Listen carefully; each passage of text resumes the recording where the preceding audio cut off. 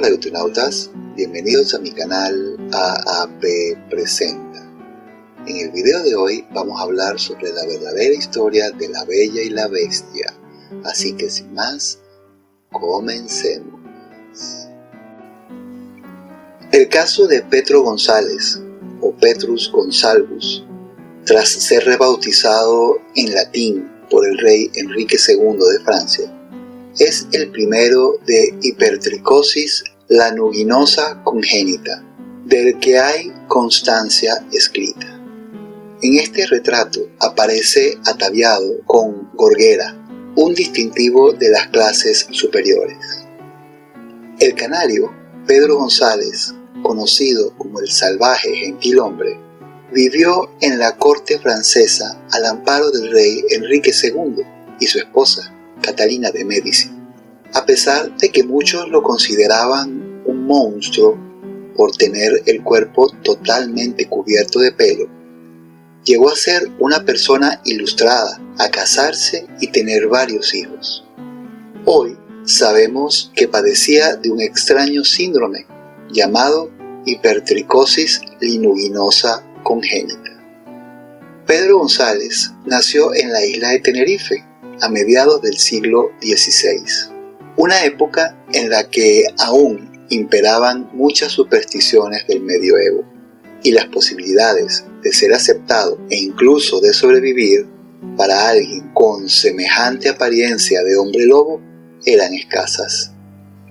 Sus primeros años están envueltos en un halo de misterio, pero se cree que sus padres fueron jefes guanches, los antiguos habitantes de las islas, y que lo abandonaron al nacer debido a su aspecto físico.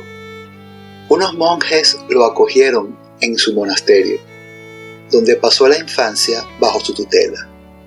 Sin embargo, a los 10 años su destino cambió de nuevo, cuando al parecer unos corsarios lo llevaron como presente al recién coronado rey de Francia. En aquel período de grandes descubrimientos, cualquier cosa con tintes exóticos era un regalo apreciado por parte de la realeza europea, que con sed de coleccionismo y opulencia se jactaban de acoger en sus cortes séquitos de enanos, aborígenes, locos, deformes y otros individuos, considerados aberraciones de la naturaleza, para que les sirvieran, entretuvieran o simplemente les hicieran compañía. Eran criados y bufones, pero a veces también consejeros e incluso amigos personales.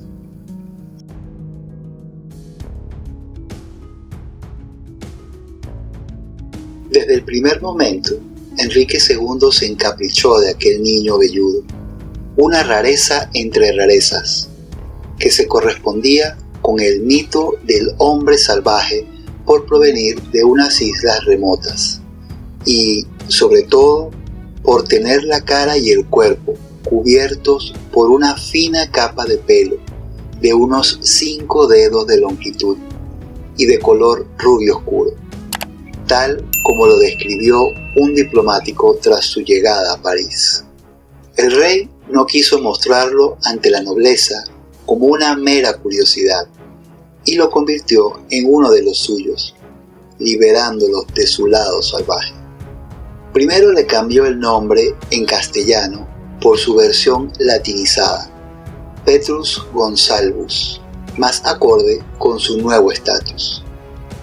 Y a continuación fue educado en latín, la lengua reservada a la aristocracia, e incluso en las artes liberales, que abarcaban desde gramática, retórica y dialéctica hasta geometría, aritmética, música y astronomía. Le enseñaron modales cortesanos y las costumbres palaciegas más refinadas, y lo ataviaron con las mejores vestiduras, dice Enrique Carrasco, profesor de comunicación en la Universidad Europea de Canarias y autor del libro Gonsalvus, Mi vida entre lobos. Su destacada inteligencia le permitió superar con creces las expectativas del monarca, quien le encomendó el puesto de sommelier de paneterie boucher, algo así como ayudante del panadero real.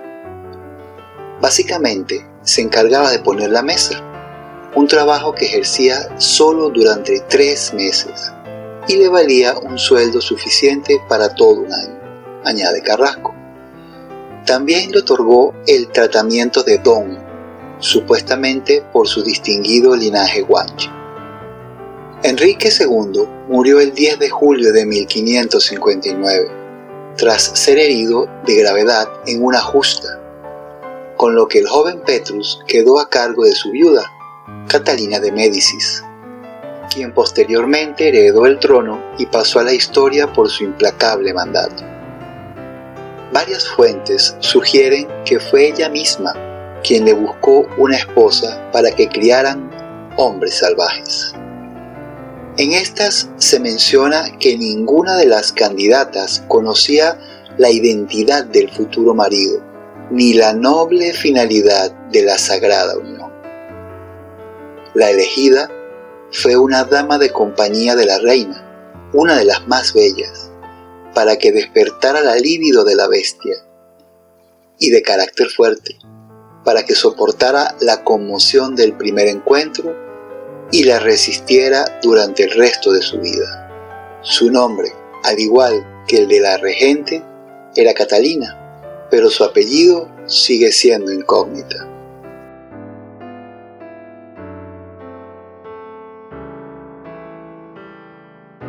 En 1573 se celebraron las nupcias entre Catalina y Petrus, un matrimonio acordado del que nacieron 7 hijos, de los cuales al menos 5 heredaron la semblanza del padre.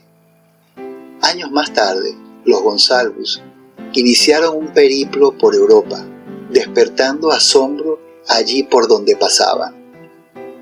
Hacia 1580 viajaron a Múnich, donde fueron acogidos por el duque Alberto V de Baviera, quien encargó varios retratos de la familia, que luego fueron entregados como obsequio para la colección del gabinete de curiosidades que su tío, el archiduque Fernando II de Austria, tenía en el castillo de Ambras.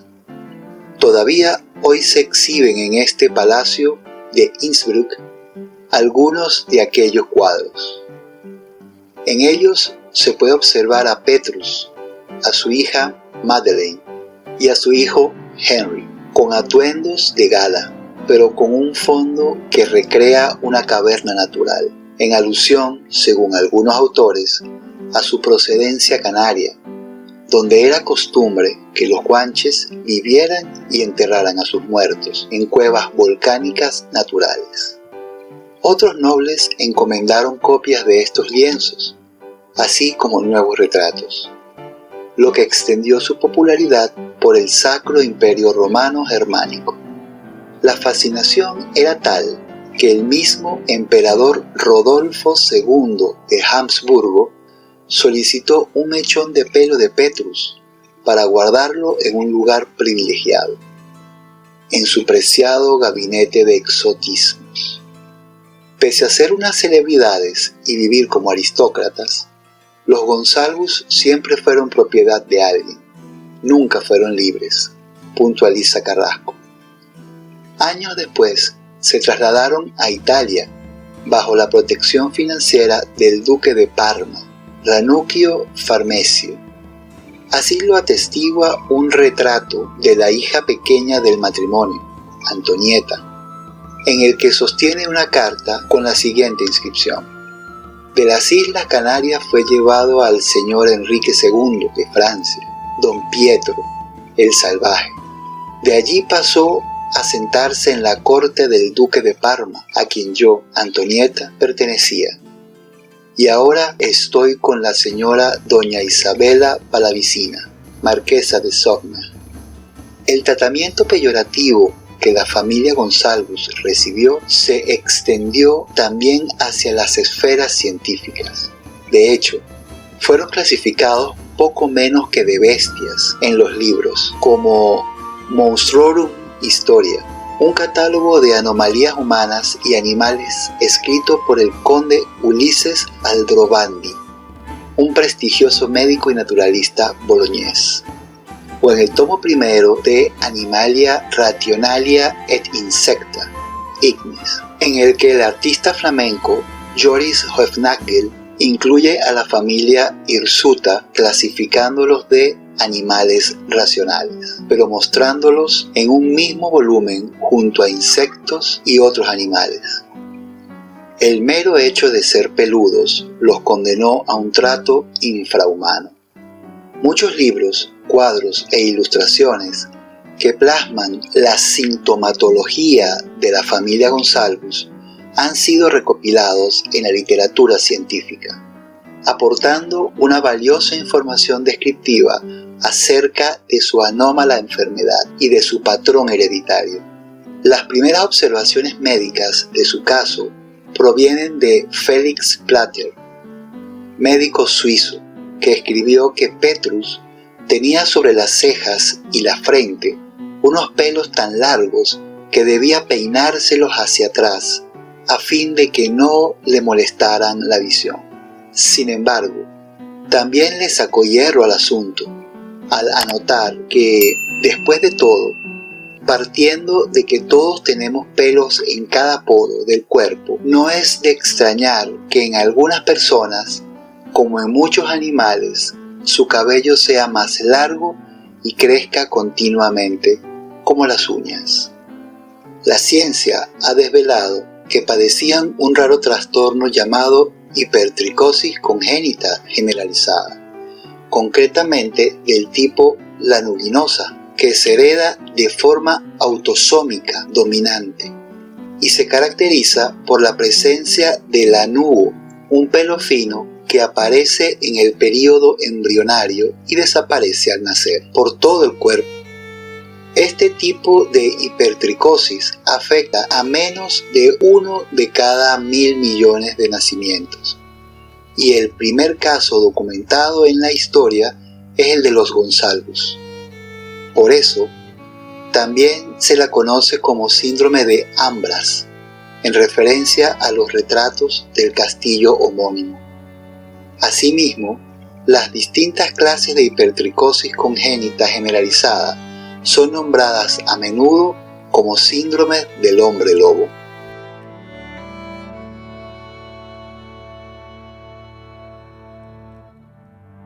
Algunos científicos especulan con que se trate de una mutación atávica, el resurgimiento de un rasgo genético que permanece inactivo porque en algún momento de nuestra evolución fue prescindible. Estas mutaciones nos revelan cuantiosa información que ha sido guardada a lo largo del tiempo, recalca Brian Hall, un reconocido biólogo de origen australiano, experto en el desarrollo evolutivo. Es posible que la hipertricosis congénita generalizada entrañe la razón por la que nuestros antepasados eran peludos de arriba abajo. Al principio del siglo XVII, Petrus y su esposa Catalina se mudaron a la localidad de Capodimonte, donde falleció tras más de 40 años casados.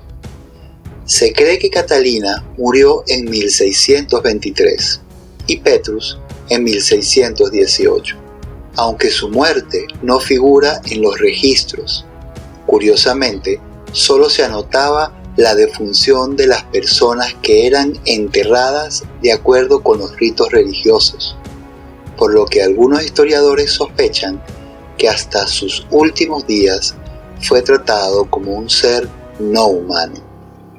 Quizá la hermosa Catalina supo ver más allá del físico de Petrus, ponerse en su piel, descubrir su interior y enamorarse de él.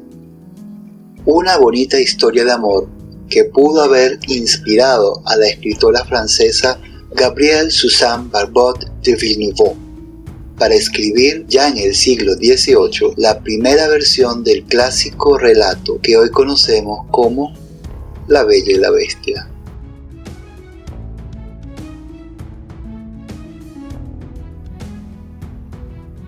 Y bueno, internautas, Esta fue la historia de La Bella y la Bestia.